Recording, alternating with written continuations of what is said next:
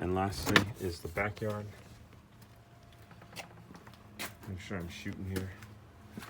So this isn't bad, just some landscaping issues.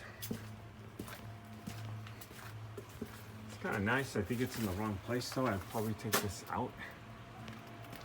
It's a nice little theme for that, but I'd take all that out.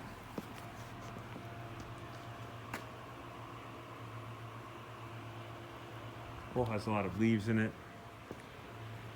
Patio is permitted.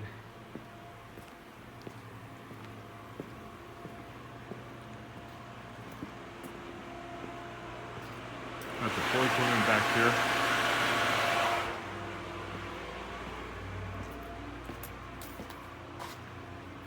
And you got the side little shed and everything back there.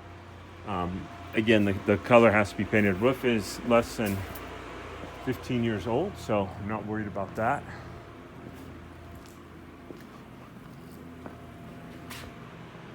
And this is it.